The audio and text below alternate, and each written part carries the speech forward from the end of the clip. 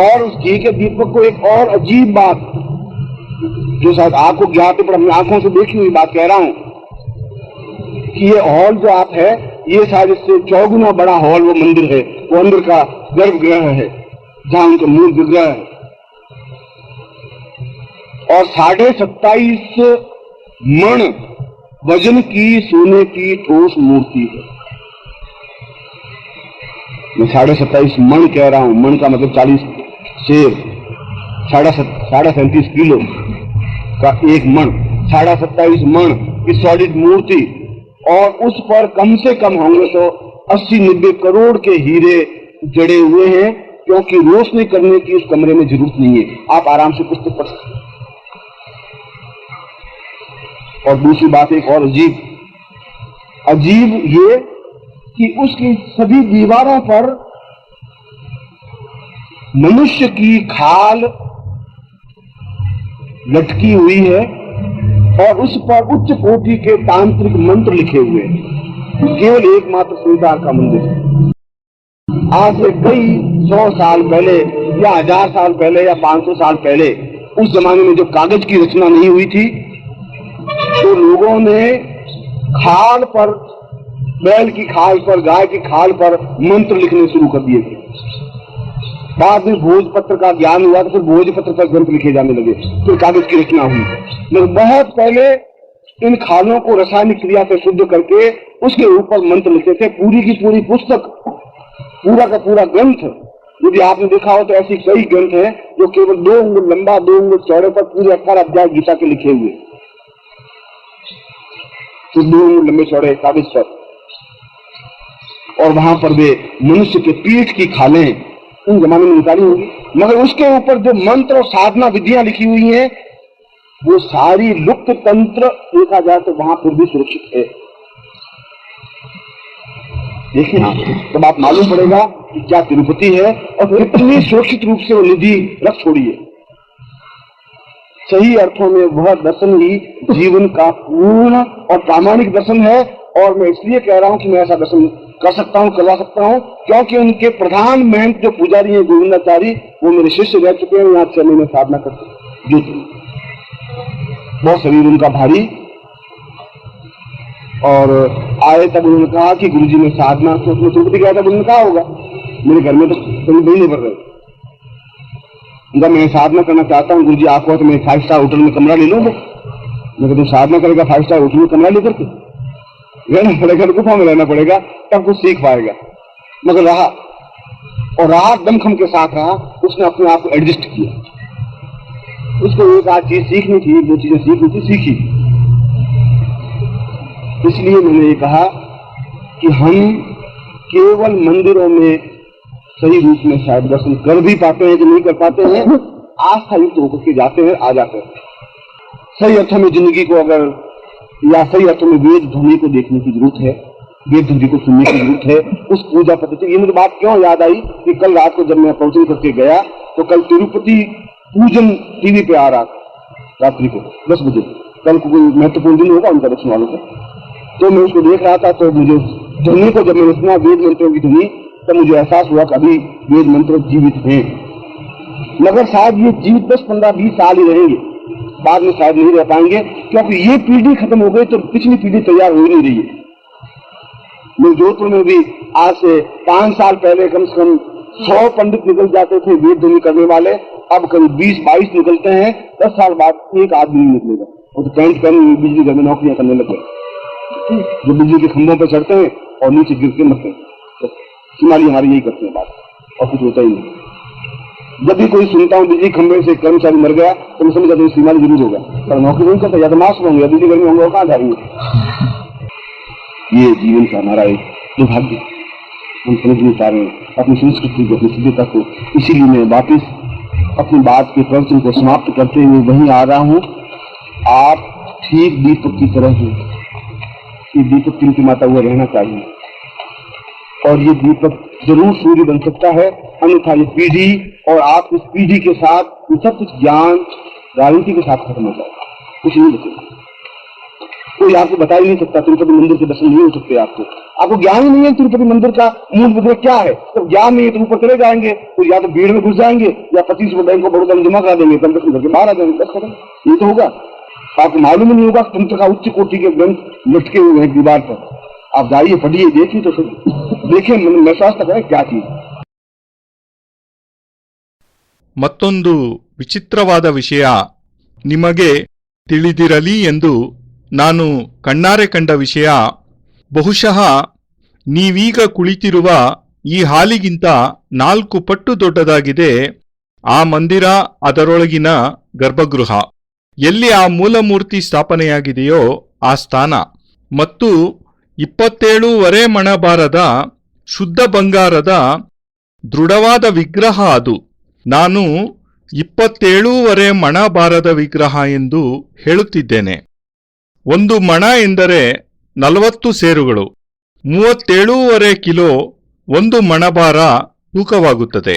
ಇದರ 27.5 ಪಟ್ಟು ಹೆಚ್ಚಿನ ತೂಕ ಆ ಬಂಗಾರದ ವಿಗ್ರಹ.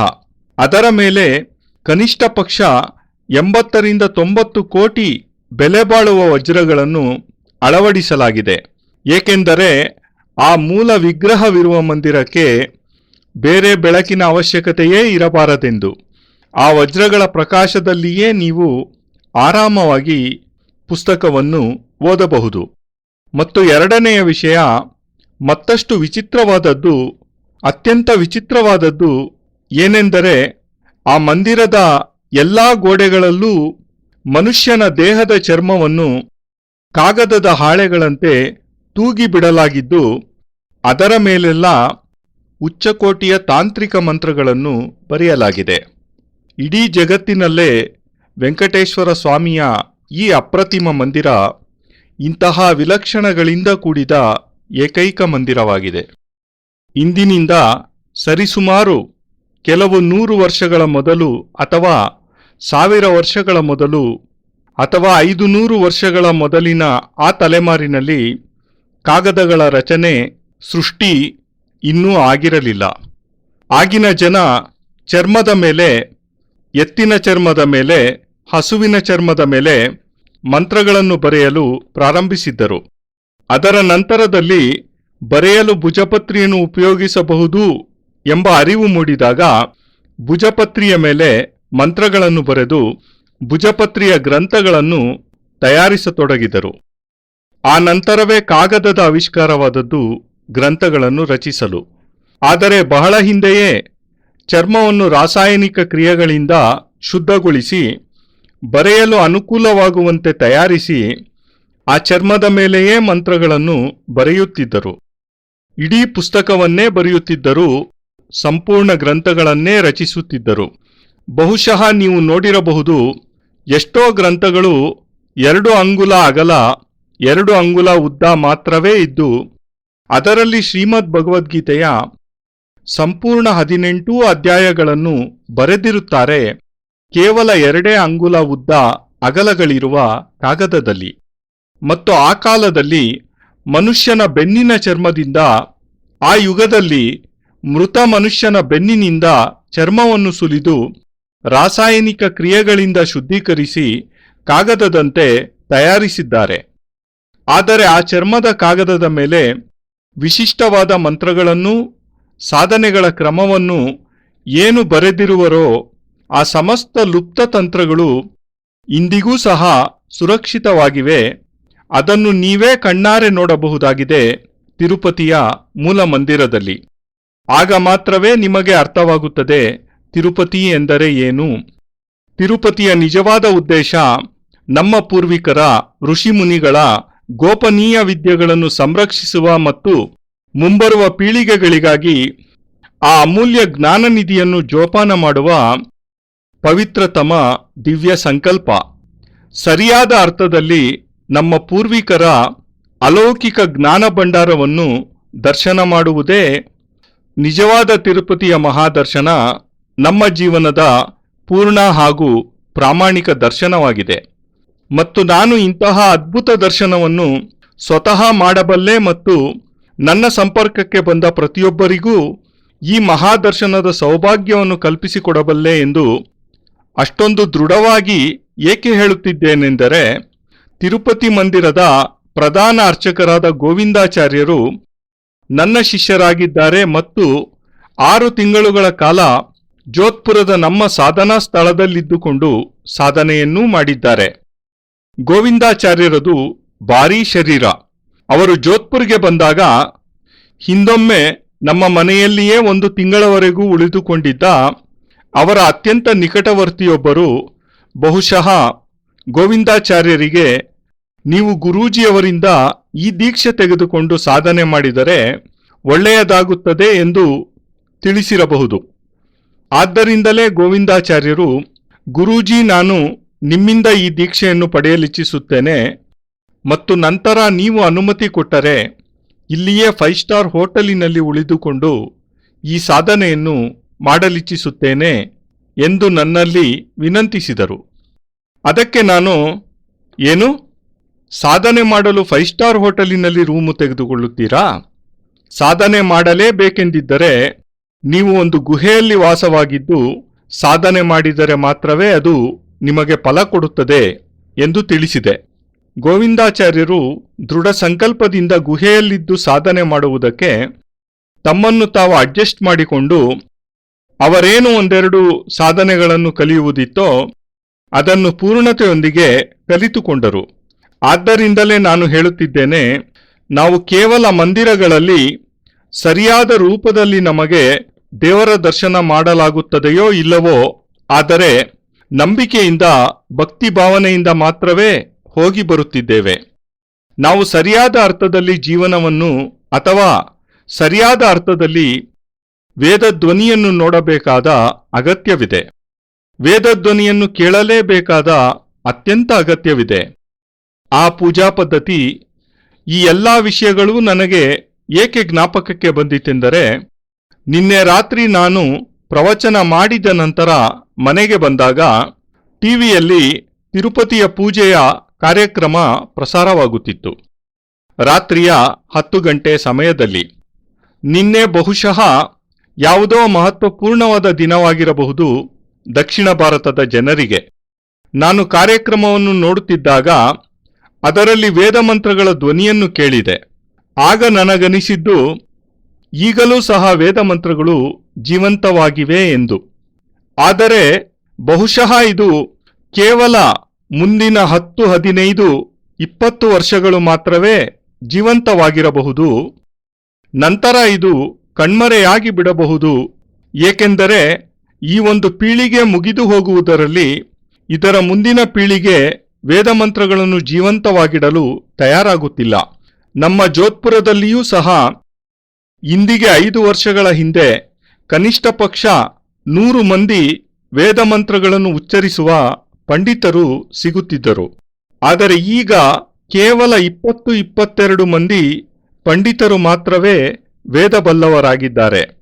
ಇದರ ನಂತರದ 10 ವರ್ಷಗಳಲ್ಲಿ ಕೇವಲ ಒಬ್ಬನೇ ವೇದ ಪಂಡಿತ ಸಿಕ್ಕಿದರೂ ಆಶ್ಚರ್ಯವೇನಿಲ್ಲ. ವೇದ ಪಂಡಿತರೆಲ್ಲ ಪ್ಯಾಂಟ್ ಧರಿಸಿ ಲೈಟ್ ಕಂಬವನ್ನೇರಿ 24 ಗಂಟೆ ಲೈನ್ಮನ್ ಕೆಲಸ ಮಾಡುವುದರಲ್ಲಿ ತೊಡಗಿದ್ದಾರೆ. ಅವರೆಲ್ಲ ಲೈಟ್ ಕಂಬವನ್ನೇರಿ ಅಲ್ಲಿಂದ ಕೆಳಗೆ ಬಿದ್ದು ಸಾವನ್ನಪ್ಪುತ್ತಿದ್ದಾರೆ ಅಷ್ಟೇ. ವೇದಾಧ್ಯಯನ ಬಿಟ್ಟು ಎಲೆಕ್ಟ್ರಿಕ್ ಕೆಲಸ ಮಾಡುತ್ತಿದ್ದಾರೆ. ಇದಲ್ಲದೆ ಬೇರೇನೂ ಅವರಿಂದ ಸಾಧ್ಯವಾಗುತ್ತಿಲ್ಲ.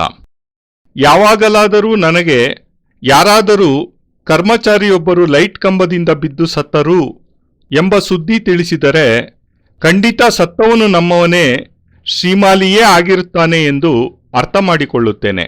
ಏಕೆಂದರೆ ಇಂದು ವಿದ್ಯುದಾಗಾರದಲ್ಲಿ ಕೆಲಸ ಮಾಡುತ್ತಿರುವವರು ಬಹುತೇಕ ಶ್ರೀಮಾಲಿಗಳೇ, ವೇದಾಧ್ಯಯನ ಮಾಡಿದವರೇ. ಬೇರೆಯ ಜನ ಇನ್ನೆಲ್ಲಿಂದ ಬಂದಾರು ಈ ವಿದ್ಯುತ್ ಉತ್ಪಾದನಾ ಘಟಕಕ್ಕೆ? ಇದು ನಮ್ಮ ಜೀವನದ ಒಂದು ದುರ್ಭಾಗ್ಯವಾಗಿದೆ.